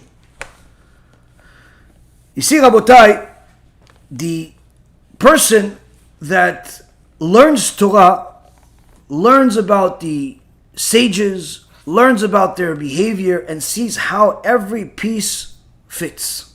One of the other things that I want to say that in the name of Rav Kanievsky is he says in page 16 in Orchos Yosher, in the name of the Gaon Mivilna, that there are 6 levels to Gehinnom. Each one is composed of 10 sections. The 6th level includes all the others, and it's called death. It's there that the person who had the opportunity to study Torah and did not do so, that's where he's judged. Here we see the outcome of a person that ignores these teachings. It's not just living a life of falsehood that is already a punishment of its own. It's missing out on an eternity of good. Because a person that doesn't learn the Torah, that doesn't adapt to the truth of the Torah, is adapting to the world of lies, is adapting to a world absent of Torah. And that in itself has a punishment, in addition to living a punishment, in addition to living an empty life, a purposeless life. And the Rav Kanievsky brings, there's a special section in Gehinnom for that person too. Now Rav Kanievsky didn't start this on his own. He got the trait of truth from his father, the Steipler Gaon. A famous story came out about him, where after he published his book years ago, it was so well accepted that even the government of Israel wanted to support it. One of the divisions of the government wanted to support this Torah book that the Steipler Gaon wrote, and they sent him a 400,000 shekel check as like a prize for such a amazing book. In their wildest dreams, they didn't even expect to get a letter shortly after they sent the check, with the check included in the letter. Thank you, but I don't need the money that you sent me because I am not poor. Yaakov Kanievsky. Now, you would think in the world of the lefty liberals, in the world of anti-Torah people, they say, oh yeah, the religious people, they take all the money of the government. The reality is, it's the exact opposite. The Steipler Gaon, the government wanted to send him money. He didn't want it. And it wasn't because he was against the government. It was because he determined he's not poor, so he doesn't need the money. Now you would think, oh, so he probably sold millions of copies. He was probably living in this lavish villa, 5 stories, with Lamborghinis in the garage. Anybody that saw the Steipler Gaon's house, anybody that saw the Rav Steinemann's house recently, anybody that saw the Tzaddikim's house is like, wait, you're not poor, then what's poor? These are tzaddikim that at times didn't have money to eat. These are tzaddikim that at times, literally, would have to make ends meet in the most difficult ways. But he said, no, right now, I have everything that I need. I needed some money to publish the book. I got the money. The copies are out. I have money to eat this week. I have money to pay I'm not poor. I have what I need. So this extra 400,000 shekels, an enormous amount of money, literally in today's world, it's worth millions. It's like 4 million. I don't need it. So you would say, well, yeah, but okay, maybe you don't need it now. Maybe you'll need it tomorrow. Maybe you could give it to the yeshiva. Maybe, no. Why? Why should I worry about tomorrow if Hashem already gave me what I need today? That's not coming from not wanting money. That's coming from having the trait of truth to the highest extent. Today, people think, oh, listen, we're struggling. We're not really sure. Our 3-bedroom is not big enough for our 2 kids and dog. And, we need a bigger house. 2 cars is not enough. We need a vacation car. And also that vacation house that we have, it's really not big enough. People think that they're struggling because their vacation house is not big enough. People think that they're struggling because their 3-bedroom house is not big enough. People don't realize what struggling is, especially here in America. They don't even understand what struggling is. I know a few people that are seriously struggling in America, but generally speaking, most people have no concept of what it means to struggle. No concept. So if somebody offered them $400, forget 400,000. Even if they're not struggling, they take it. Somebody offered them 400,000? Sure, thank you. Yeah, but you have 4 million, so I'll have 4.4. But you already have enough for a few generations. Oh, so what? I could always have more. People have no concept of this. I have what I need, and that's enough. That comes from truth. That comes from truth. How did this story get publicized? The person that received the check back with the letter from Rav Kanievsky, from the Steipler Gaon, simply publicized it. He decided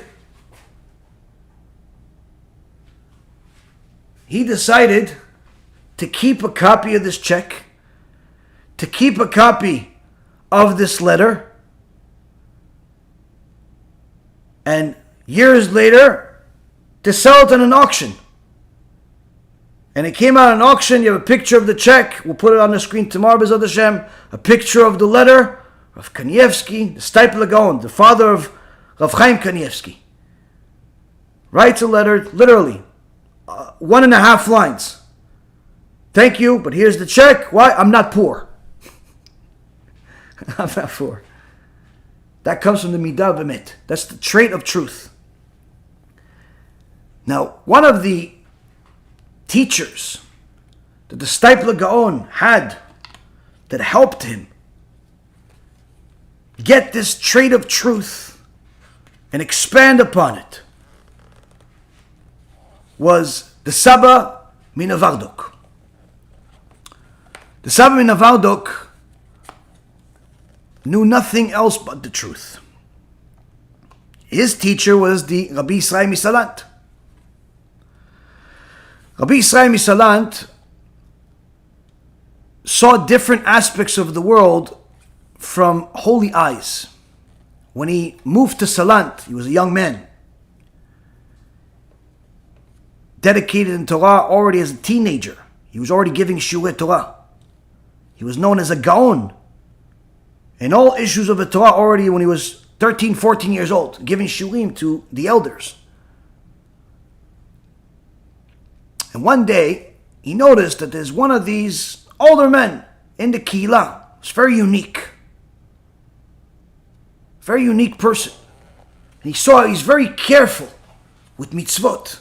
But nobody's giving him any credit. No one is giving him any kavod as a established Talmid Chacham or anything like that. And he figured he wants to follow him. He followed him into the woods, and he saw that this very simple man was learning and praying, and whatever he could hear from a distance showed him that this is no ordinary person. And there he realized, this is a person that I need to get as close as possible to. And before you know it, he discovered that this person is not only not an ordinary person, but is one of the 36 tzaddikim that the world functions off of. The world has a right to exist. His name was Rab Zundel of Salant. And he became his student. And he publicized him. And everybody understood that Rav Zundel also was one of the biggest Talmidim, if not the biggest Talmid, of Rabbi Chaim Volozhin, the Talmid of Gaon Mivilna. But he had such modesty, such humility, that he walked as if he was a regular person, not with rabbinical clothes or rabbinical hat. So much so that when he got to this town, people didn't even realize he's a big Talmid Chacham. Needless to say, they didn't realize he's one of the most extraordinary people on planet Earth. And he was the rabbi of Rabbi Yisrael Misalant. And he taught Rabbi Yisrael Misalant that you must learn Mussar. You have to make it a priority in your life. And Rabbi Yisrael Misalant built on it and eventually developed what we call as the 13 midot. 13 attributes that Rabbi Yisrael Misalant would review every single day and taught his students to review every single day and measure their actions for the day versus these midot. The 13 are truth, emet, diligence, decisiveness, respect, peace of mind, gentleness, cleanliness, patience, orderliness, humility, righteousness, thriftiness, and silence. The first one is emet, truth, where he says, do not speak before you are sure that you're telling the truth. Liars may succeed for a while, but in the long run, they are not to be trusted or believed. Even when they do tell the truth, remember your reputation depends on telling the truth. The Satan came to Avraham Avinu when Avraham Avinu was on the way to bring his son as a sacrifice to HaShem because that's what he believed HaShem wanted. Satan tried to convince Avraham Avinu not to do it in all types of ways. Avraham Avinu says, you're a liar. I don't believe you. Eventually the Satan saw that this is not going to work. So he actually figured that maybe I could just tell Avraham what's going to really happen. And at least he's not going to be afraid, so he won't get such a big mitzvah. So he went to Avraham and he said to Avraham, really Avraham, I know what's going on up there. HaShem doesn't want you to kill your son. He's just testing you. Really? You're not going to kill your son. He's going to tell you not to do it. Avraham says to him, you are a liar. I cannot believe you. The Midrash Rabbah says, from there we learn, liars are not to be believed, even if they tell the truth. Why? Because you don't know when they say the truth. A person that accustoms themselves to say lies, you simply can never believe them. Not on small things and not on big things.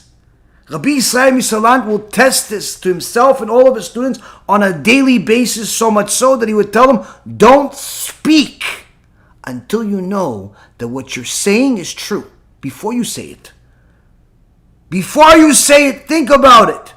Is what you're saying true? If it's true, you can say. If it's not true, you cannot say. Now, sometimes there's truth that you can't say also, because it'll embarrass somebody. We'll talk about that another time.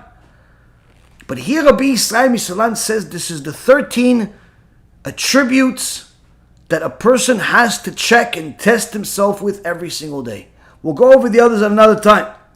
But just to show you how this trait of emet was put into practice.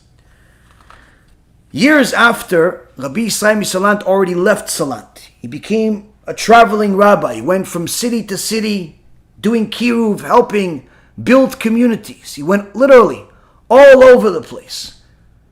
He went to France, to Germany, different parts of Poland, Ukraine, literally everywhere.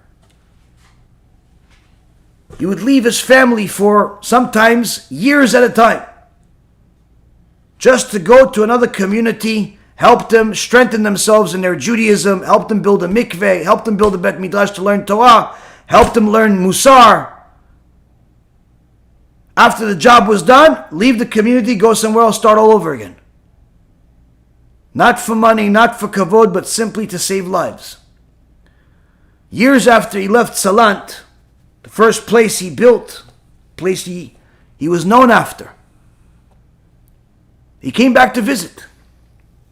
In those days, there was an evil decree by the Goyim where they would draft people into the army and force them to go into the army and simultaneously force them to go against the Torah, intentionally feeding them non-kosher food, teaching them things about idol worship, communism, all types of horrible things. So one of the major wars, spiritual wars that we had to fight with is simply avoiding being drafted. But every so often, one of the Jewish people will be drafted, and this was a tragedy. One day the community gets a notice. A notice that they need to send somebody from the community to the army. Now, of course, nobody wants to send their son to the army.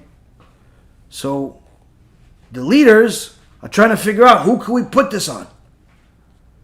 Recently, there was a poor woman, a widow, that moved in, came to the community with her son, played her sad music, tried to collect some tzedakah, some charity. And the leaders said, let's put their name, register their name on there, give them a fake address as if they live in this community, and send that in. They send it in, and they took her son. This woman, when she found out this evil decree and what happened to her, she literally went mad. She went to such sadness, she started ripping the hair out of her head. One day, she goes to the different leaders, no one is answering, no one is saying anything, no one is helping her. And one day she sees a new face. She sees the face of Rabbi Yisrael Misalant, Malach HaShem. She's a dignified person. She comes up to him, she starts crying to him. Immediately, he says to her, I'm going to help you. Come see me at this place after Shabbat. She agreed. The whole community was excited that their former Rebbe, Rabbi Yisrael Misalan, the Gdolei Ador, is here. So on Shabbat, they had a big feast after the prayer where the rabbi was going to speak. Everyone was expecting one of the great shiurim. There's a lot of food. The whole community is there, surrounded by the leaders. And little did they know that Rabbi Yisrael Misalant has changed the talk. And he says to them,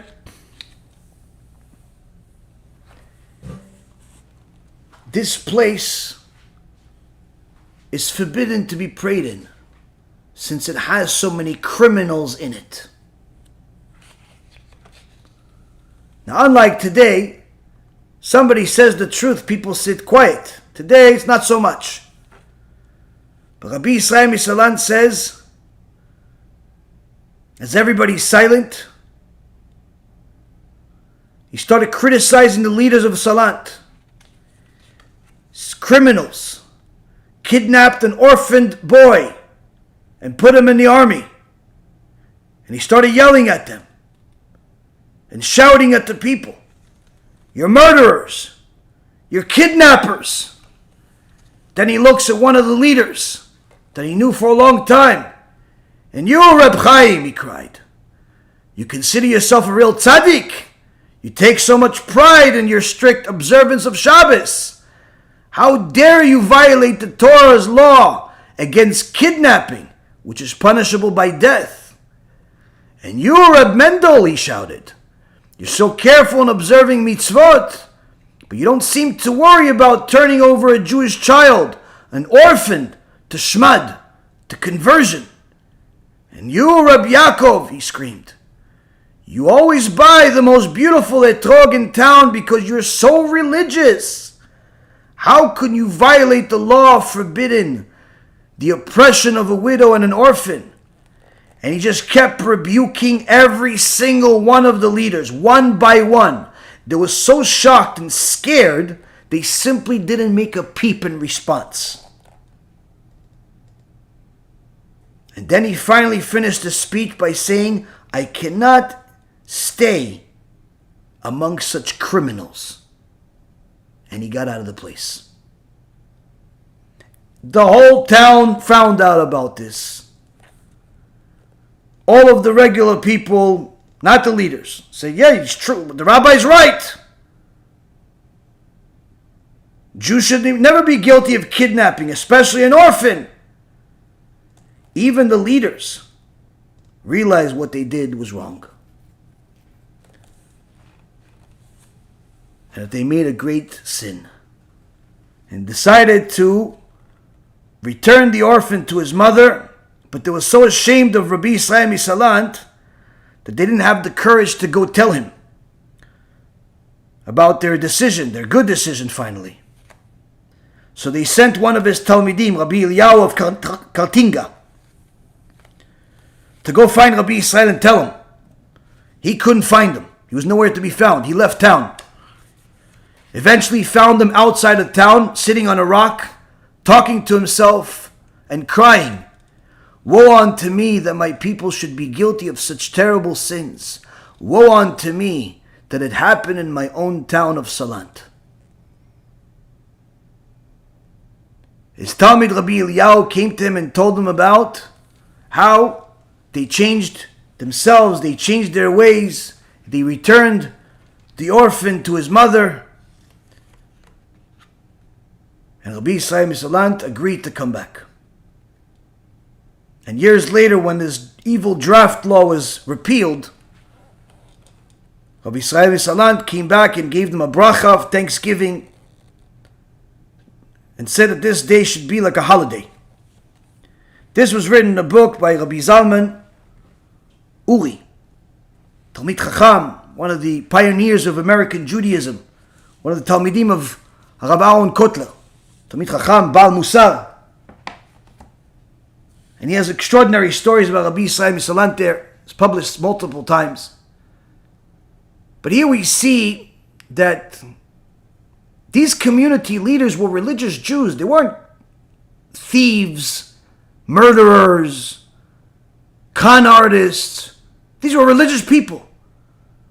But the moment that it came to their own self-interest, risking their own kids, risking their own well-being, their religiosity went outside into the garbage. And all of a sudden, the trait of lies took over and somehow justified in their minds to take somebody else's kid and turn them into the victim of the community. How does such a thing happen? It doesn't happen all at once. It doesn't happen all at once. Didn't all just become liars right there and then for the first time in their life. Each one must have had some type of small trait of lie that they didn't take care of. A small lie that they became accustomed to.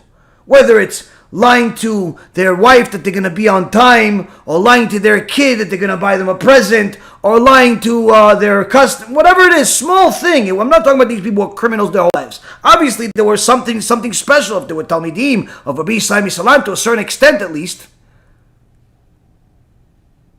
I'm sure some of them were decent people. So how do you go from decent to being literally a criminal? You leave one bit of your lies unanswered. That means that unbeknownst to you, the Satan has you in handcuffs. And he's only going to pull you in a direction that he wants, when he wants. And he may wait for you for years until he pulls. And when he does, there's nothing a person can do about it. Why? You had all the time in the world to relieve yourself. You had the key in your hand to remove this lie from your life. You chose not to. The handcuffs get stronger and stronger within time. So here we see, Rabotai, that the trait of falsehood is very expensive. So much so that literally could bring a person to a point where they could become accustomed and okay with something that logic and even their former self, and when they're in their good ways, would never agree to such a thing. It's important for a person to stay away from lies. And that's what the Torah says about lies. Unlike any other sin, the Torah says on lies to stay away from it. Midvar sheker tirchak. When it says don't violate Shabbat, it says don't desecrate the Shabbat. Don't eat certain animals like pig and camels and rabbits and all the non-kosher animals. Don't do this and don't do that. Don't serve idols. But when it comes to lies, the Torah doesn't say don't lie. It says midvar sheker tirchak. From a thing of lies, stay away from. Meaning it's not enough to just not lie, but rather stay away from lies. Don't just think it's enough to not lie. You also have to stay away from lies. Stay away from liars. You can't be a person of truth if your friends, your leaders, your co-workers, your everything that you're involved in your life, everybody else is a liar. If it's within your control, you have to make sure it's true. Some things are beyond your control. Your boss is beyond your control. Your manager is beyond your control. But there are things that are within your control. How you build your house, how you educate your children, how you live your marriage, how you are to your customers, how you are to your partners, how you are to your colleagues, how you are to the world around you has to be true. Because it's within your control. Now sometimes people say, listen, I'm honest, but I have this friend that, he cheats in his business. Him and his other friend. We grew up together, the three of us. They have a, dishonest business. But, listen, we're still friends. No, that's not good. Why? Because your friendship somehow justifies their lies. If you don't rebuke them, if you don't tell them that they're living a lie, that they're taking advantage of people, that they're doing things that are evil, you're not being a friend. You're being a partner to the crime. That's what the Torah says, midvar sheker tirchak. Stay away from lies. Don't just not lie. Stay away from lies. Stay away from liars. And it goes much, much further, which we will expand on BeEzrat HaShem next week, as this particular lesson about truth and the expensive price of lies is expanded upon by our own dear, the Chazon Ish, in his series of Jewish ideology. BeEzrat HaShem, until then, we will have the motivation and inspiration to spend the next week only saying the truth. And if it's not true, don't say it. BeEzrat HaShem will all succeed in saying the truth and see the benefits of doing so by the next time we see each other. Bracha b'atzlacha. Thank you for learning with me. May Hashem bless each and every single one of you. We have another shiur coming up on Tuesday night about Jewish intimacy, and then BeEzrat HaShem, the questions and answers on Wednesday night. So Hashem, we'll see each other again later this week. Hashem bless each and every single one of you. And remember always, the truth is what HaKadosh Baruch Hu signs as His name. And a person that sticks to the truth, he's sticking with Hashem. A person that sticks to lies is disconnecting from Hashem. Chas v'shalom, we don't want to be disconnected from Hashem. Bracha b'atzlacha and kol tuv.